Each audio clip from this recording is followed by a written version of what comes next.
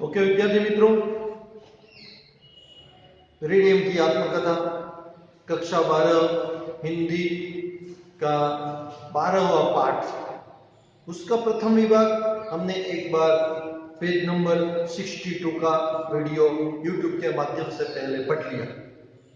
अंत में इसमें हमने देखा था कि रेडियम जो सिकुड़ कर पृथ्वी के एक अग्नि कुंड में आ गया, काफी इसके पद्म और अरब वर्षों तक की उसकी यात्रा थी। यात्रा के थक जाने के कारण वह पृथ्वी के नीचे के भाग में रहना चाहता था और नीचे भाग में चले गए।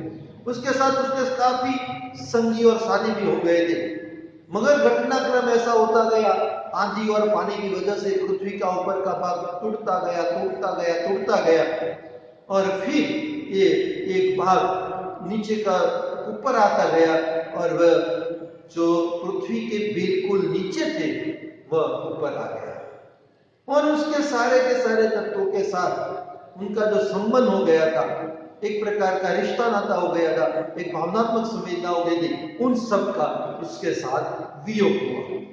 अब इस वियोग के द्वारा आगे 63 पेज नंबर पर हम पढ़ते जाएंगे और पढ़े रहेंगे। तो वियोग का फल कड़वा होता है। ऐसे तो हम भी जानते हैं कि वियोग एक कटु होता है, 10वीं विदाई कहते हैं। तो वियोग अच्छा नहीं लगता हमें, फल उसका कड़वा होता है। यदि मैं चाहता तो इस वियोग का फल पहले वैज्ञानिकों को और फिर मनुष्यों को चखा देता, किंतु ऐसा करना मुझे मंजूर न था, क्योंकि पशुओं में सिंह की जैसी ताक जमी रहती है, देवताओं में इंद्र जैसा मान पाते हैं, कंकड़ों में रत्न जैसा सम्मानित होता है, वैसे ही मैं मौलिकों का राजा बन बैठा और इस स्थान पर मनुष्यों ने मुझे बैठाया, उन पर मेरे प्रसन्न रहने का यही कारण है। तो हमने देखा मित्रों कि इसका जो महत्व है वह कैसा है। तो वियोग के द्वारा जब उसको आविष्कार करने के लिए वैज्ञानिकों ने जो प्रयत्न किया, तो इस प्रयोग का फल तो कड़वा। रेडियम खुद कहता है, अगर मैं चाहता हूं तो मनुष्यों को मेरे वियोग का फल चखा देता। बहुत ही तेज तरार है, पर उनका नुकसान पहुंचाना मैं नहीं चाहता था। क्यों? क्योंकि जिस प्रकार पशुओं में सिंह की बड़ी एक दाग जमी रहती है, एक प्रभाव रहता है, एक उनके डर रहता है पशु सिंह का सब पशुओं में, और देवताओं में इंद्र का एक जो वर्चस्व रहा है, उसका प्रभाव रहा है, कंकड़ में रत्न की जो कीमत है अनमोल, और उसी प्रकार कहता है मौलिकों में मैं प्रसन्न, मैं लिखो कि मैं यानी कि मेरी रेडियम की मेरी प्रशंसा होने लगी। तो जिस प्रकार पशुओं में सिंह की बोलबाला है, देवताओं में इंद्र की बोलबाला है, कंकड़ों में रत्न की बोलबाला है, इसी प्रकार मौलिकों में रेडियम की भी बोलबाला होती रही। और इस बात पर मैं प्रसन्न रहने लगा, या तो मेरे प्रसन्न रहने का कारण ये है कि मौलिकों में मैं सिंह की तरह, इंद्र की तरह और रत्न की तरह सिर मौन हो गया। मित्रों, वियोग था, दुख था, वैज्ञानिकों को भी मजा चखा सके ऐसा था, मगर इसने ऐसा कुछ नहीं किया। और ये बात यहाँ हमारे सामने कहते हैं। तो हमें ये भी याद रखने का है कि पशुओं में सिंह की जितनी ताक है या बहुमूल्य है, देवताओं में इंद्र का जितना बहुमूल्य है, कंकड़ में रत्न का जितना बहुमूल्य है, इतना मौलिकों में भी रेडियम का बहुमूल्य हो गया। और इसी प्रसन्नता के उनको एक अच्छा मौल्य मिला, इसका एक बहुमूल्य कीमत मिली, एक प्रतिभा मिली, एक सुंदर पद नहीं कह सकते मगर प्रतिभा मिली। तो इसके कारण वह प्रसन्न रहने लगा और प्रसन्न रहने का कारण भी ये रहा। आगे, मेरी उत्पत्ति पीच ब्लेंडिंग नामक एक खनिज पदार्थ से हुई। एक मार्क्स का प्रश्न मित्रों याद रखने का बहुत पूछा जा सकता है कि रेडियम की उत्पत्ति कहाँ से हुई। तो रेडियम की उत्पत्ति पीच ब्लेंड नामक खनिज पदार्थ से हुई। यूरानियम मेरे पितामह और आयोनियम मेरे पिताए। अर्थात यदि तुम यूरानियम को कुछ देर यूं ही रख दो तो उससे आप आयोनियम और आयोनियम से मैं बन जाऊंगा। रेडियम अपनी बात बताता है, अपनी आत्मकथा बता रहा है, अपनी जो बीती हुई बता रहा है। इसमें कहता है कि उसकी उत्पत्ति पीच ब्लेंड नामक खनिज पदार्थ से हुई है। पहले उनके जो खनिज है मूलतः वो पीच ब्लेंड से हुआ। और आगे कहते हैं यूरानियम उनको पितामह के रूप में बताया गया है और आयोनियम को उनके पिता के रूप में बताया। यानी कि यूरानियम से आयोनियम और आयोनियम से फिर रेडियम। पितामह यूरानियम को कुछ देर के लिए आप रहने दो तो इसमें से अपने आप आयोनियम बन जाता है और आयोनियम को कुछ देर रहने दो वैसे ही तो मैं यानी कि रेडियम बन जाता है। तो रेडियम के पिता आयोनियम और आयोनियम के पिता यूरानियम को कुछ देर के लिए रहने दो तो आयोनियम बन जाता है और आयोनियम को कुछ देर रहने दो तो अपने आप में यानी कि रेडियम बन जाता है। तो उसकी उत्पत्ति के बारे में हम जान सकते हैं कि वह कैसे किस खनिज से पैदा हुआ। तो पीच ब्लेंडी नामक खनिज से उनकी उत्पत्ति हुई। यूरानियम मेरे पितामह और आयोनियम मेरे पिता है। अर्थात यदि तुम यूरानियम को कुछ देर यूं ही रख दो तो अपने आप ही आयोनियम और आयोनियम से मैं बन जाऊंगा। तीसरे परिच्छेद में वह कहते हैं, अच्छा तुमने कभी पारस पत्थर का भी नाम सुना है? वह पत्थर है जिसके स्पर्श से लोहा भी सोना बन जाता है और जस्ता चांदी का रूपांतरण करता है। यह पत्थर पहले भारतवासियों के पास था, अथवा योग कहो कि वे एक निम्न श्रेणी की धातु को उच्च श्रेणी की धातु में परिणित करने की रीति जानते थे, किंतु पश्चिमी वैज्ञानिकों ने इसे एक कपोल कल्पित वस्तु बतलाया और इसकी हंसी उड़ाई। अब मेरे आविष्कार से उनकी आंखें खुली है। वे समझने लगे हैं कि जैसे यूरानियम से मैं रेडियम और मुझसे हीलियम धातु बनती है, उसी प्रकार और धातुएं भी एक दूसरे का रूपांतरण ग्रहण कर सकती है। अब उनका ध्यान पारस पत्थर की सत्यता की ओर गया है। उनमें कितने तो ऐसे हैं जो यह कहते हैं कि पारस पत्थर की समस्या हल हो गई, किंतु वे नहीं जानते कि पारस पत्थर बनाने में उन्हें अभी वर्षों लगे। तो ये आज के तीसरे परिच्छेद के अंदर यूरानियम की कथा बताते हुए त्रिवेदी साहब बता रहे हैं, महावीर प्रसाद त्रिवेदी साहब, कि आप पारस पत्थर को जानते हैं। पारस पत्थर को मित्रों हमारी गुजराती भाषा में पारस मणि कहते हैं। और पारस मणि एक ऐसी चीज है, एक ऐसी अनमोल वस्तु है, जो वह लोहे को स्पर्श करे तो लोहा भी सोना बन जाता है। ऐसे तो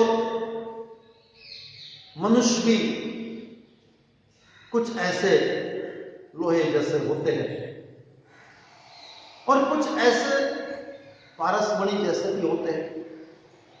हमारे रविशंकर महाराज जी को हम ले लें, जिन्होंने गांधीनगर की पहली नींव रखी थी, ईंट रखी थी, वह पारसमणि जैसे।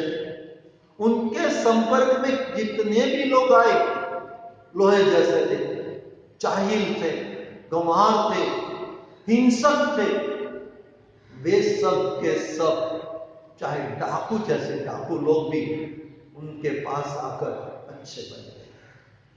ये एक प्रकार का उनका रूपांतरण है। ये एक मानवीय रूपांतरण की बात बताई, उनके भावों के रूपांतरण की बात बताई, मगर ये धातु की, एक खनिज पदार्थ की रूपांतरण की बात है। और इसमें भी कहते हैं कि आप पारस पत्थर के अभी नाम सुना है, यस, पारस पत्थर जिसके स्पर्श से लोहा भी सोना बन जाता है और जस्ता चांदी बन जाता है। लोहा सोना बन जाता है और जस्ता, ये भी एक प्रकार का खनिज है, एक प्रकार का चांदी बन जाता है। तो पारस पत्थर में इतनी एक प्रकार की बात है कि वह सोना बन जाता है।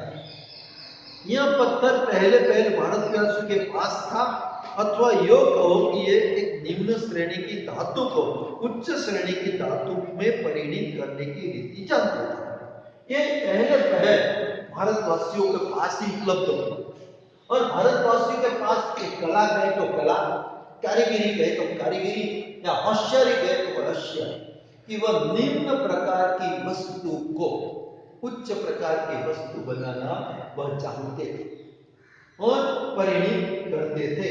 तो यह पत्थर पहले भारतवासियों के पास था, अथवा यो कहो कि वे एक निम्न श्रेणी की धातु को उच्च श्रेणी की धातु में परिणित करने की रीति जानते थे। निम्न प्रकार की वस्तु को उच्च प्रकार की वस्तु में परिणित करने की रीति वह जानते थे, रूपांतर करने की रीति को वह जानते थे। किंतु पश्चिमी वैज्ञानिकों ने इसे कपोल कल्पित वस्तु बतलाया और इसकी मनुष्य बनाया।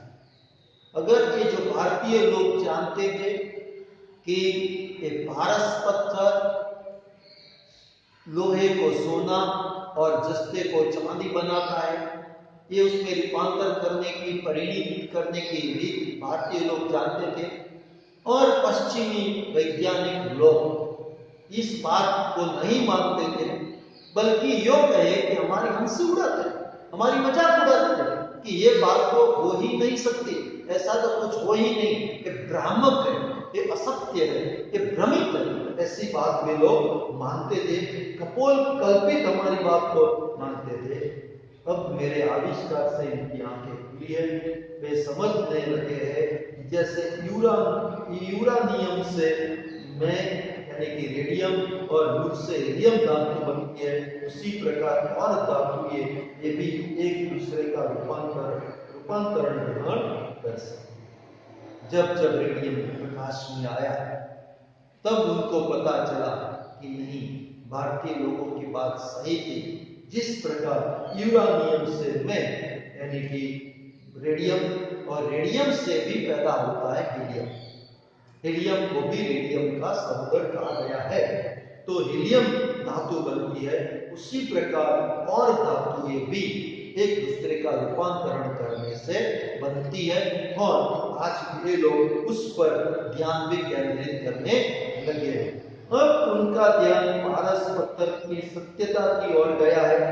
उनमें कितने तो ऐसे हैं जो यह कहते हैं कि पारस पत्थर की समस्या हल हो गई है, किंतु वे नहीं जानते कि पारस पत्थर बनाने में उन्हें भी वर्षों लगे।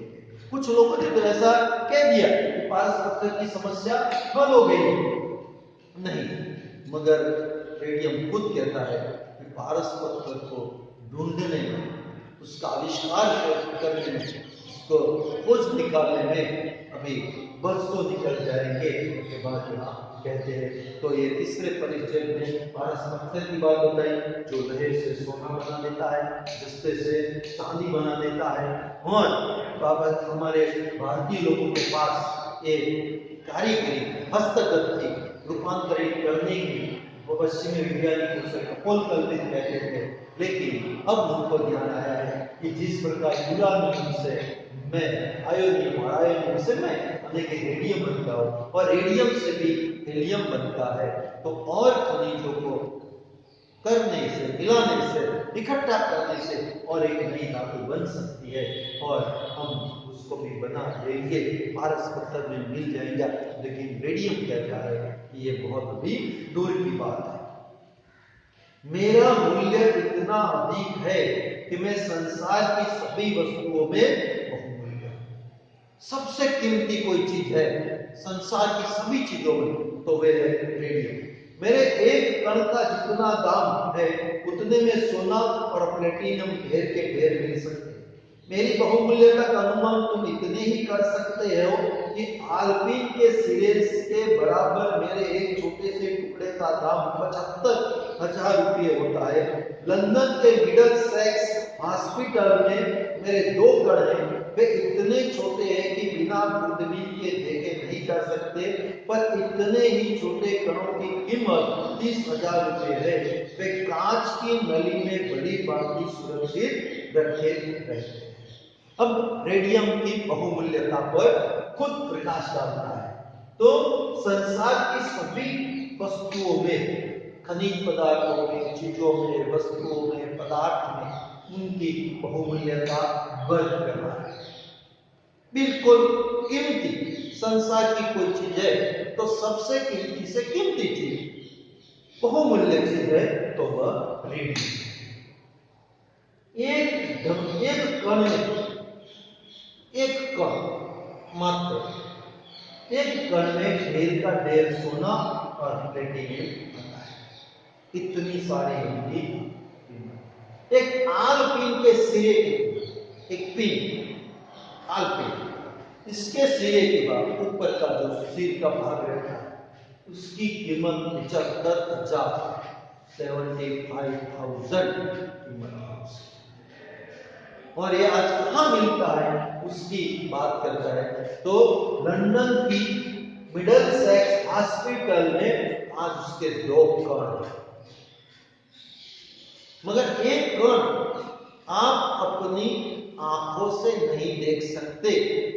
सूक्ष्म दर्शक यंत्र यानी कि खुर्दबीन के द्वारा ही हम उसको देख सकते हैं, वरना उसे देख सकते नहीं है। और उसकी कीमत भी 30,000 रुपये। ये रेडी साहब ने जब लिखा है तब की कीमत 30,000 थी। आज की कीमत तो कितनी हो सकती है ये हम नहीं जान सकते, और उसको सुरक्षित रखने के लिए आज की नली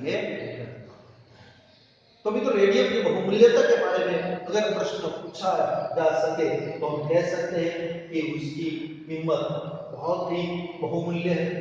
एक कण में ढेर का ढेर हम सोना और प्लेटिनम खरीद सकते हैं, इतनी बहुमूल्य उसकी कीमत है। एक आलपीन के सिरे की कीमत 75,000 रुपये हो सकती है, और वह आज कहाँ है क्या देखने को मिलता है। आज भी लंदन की मिडलसेक्स हॉस्पिटल में उसके 2 कण सुरक्षित हैं। वे कैसे देख सकते हैं तो हम अपनी आंखों से, सीधी मात्रा से, नरी आंखों गुजराती में कहिए तो नरी आंखें, उनको हम देख नहीं सकते। खुर्दबीन के माध्यम से यानी कि सूक्ष्म दर्शक यंत्र के माध्यम से ही हम उसको देख सकते हैं, और कांच की नली में उसे सुरक्षित रखा गया है। ये बात हमारे समझ है, तो इससे हमें उसकी कितनी बहुमूल्यता है, वह कितना कीमती है, इस बात का भी पता चलता है। अब और उसकी बारे में वह खुद बता रहा है, तो देखिए, तो मुझसे 3 प्रकार की किरणें बराबर निकला करती हैं, उन्हें तुम खाली आंख नहीं देख सकते। मैं अपनी किरणों के साथ परमाणुओं को भी विकीर्ण करता रहता हूँ। यदि मेरे किसी मिश्रण को पानी में कुछ देर रख दो तो तुम देखोगे कि मैं अपना रंग गिर-गिर सा बदलता हूँ। पहले तो मैं पीले रंग का रहूंगा, किंतु धीरे धीरे रंग बदलते बदलते अंत में गुलाबी रंग का हो जाऊंगा। मुझे पानी में मिलाकर रख दो, मैं बड़ा गुल खिला दूंगा। पानी से जितना चाहो उतना उज्जल और उज्जल जमा कर लो। एक बात और याद रखो कि मेरे पास का तापक्रम आसपास के स्थानों के तापक्रम से अधिक रहता है। तो और एक विशेषता बताते हुए त्रिवेदी साहब हमारे सामने बताया है कि रेडियम में से 3 प्रकार की किरणें निकलती हैं। तो और ये 3 प्रकार की किरणें है वह बिल्कुल बराबर 3 प्रकार की किरणें निकलती है, और उससे तुम खुली आंख से नहीं देख सकते। उसकी विशेषता है जो एक बहुमूल्यता स्थापित की पारस पत्थर की बात बताई तो इसकी वह कहाँ मिलता है लंदन सेक्स हॉस्पिटल में डॉक्टर इसके ये बात बताई और उसकी और विशेषता बताते हैं कि में से 3 प्रकार की किरण लगातार निकलती रहती है और इस किरणों को में से भी विकिरण रहता है किरणों के साथ परमाणुओं का भी विकिरण रहता है और उसको हम अपनी खुली आंख से वह रेडियम बार बार अपना रंग बदलता रहता है कलर रंग को कहते हैं वह बदल रहे यदि मेरे किसी मिश्रण को पानी में कुछ देर रख दो तो तुम देखोगे कि मैं अपने रंग गिर सा बदलता रहूंगा अगर पानी के मिश्रण में आप उसको रख दो तो उसका रंग गिर सा बदलता रहेगा गिर जो जिस वनस्पति में जाता है वैसा उसका अपना रंग कर देता है जिससे वो पहचान नहीं सके तो गिरगिट सा वह अपना रंग बदलता रहता है पानी में रंग बदलता रहता है पहला उसका रंग पीला होता है और अंत में जाकर गुलाबी रंग बढ़ जाता है ये भी हमारे सामने बताया यदि मेरे किसी मिश्रण को पानी में कुछ देर रख दो तो तुम देखोगे कि मैं अपना रंग गिरगिट सा बदलता हूँ पहले तो मैं पीले रंग का रहूंगा किंतु धीरे धीरे रंग बदलते गुलाबी रंग होगा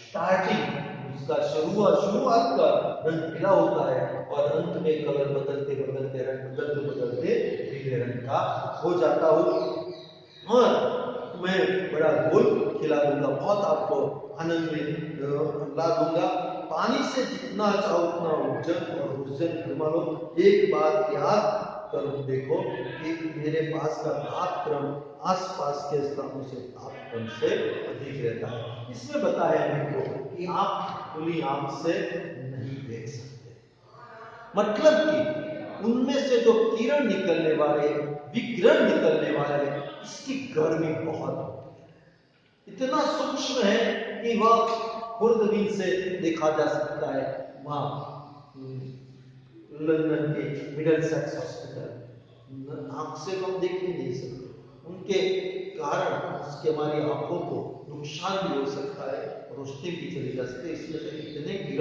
विकिरण निकलते रहते हैं क्यों क्योंकि इसका तापमान अधिक रहता है और जो हमारा टेम्परेचर उष्णतामान है इससे उसका उष्णतामान ज्यादा है तो इसको हम नरी आंख से खुली आंख से देख नहीं सकते और इसमें ज्यादा गर्मी है ऐसा भी कहते हैं आज के जो वीडियो में हमने जितने भी पॉइंट्स लिए 5 परिचय का हमने अभ्यास किया तो वियोग का फल देखा तो वियोग के फल से जिस प्रकार उनकी कीमत बढ़ी पशु में इंद्र कंकड़ में रत्न और मौलिकों में रेडियम तो इसके कारण प्रसन्न रहने लगा वियोग का दूर हो गया और कीमत या पद या होद्दा या ओहदा ज्यादा मिलने से खुश हो गया उत्पत्ति पीच ब्लेंडिंग नामक खनिज पदार्थ से हुई यूरानियम से आयोनियम और आयोनियम से रेडियम मतलब कि पिता में यूरानियम पिता आयोनियम और यूरानियम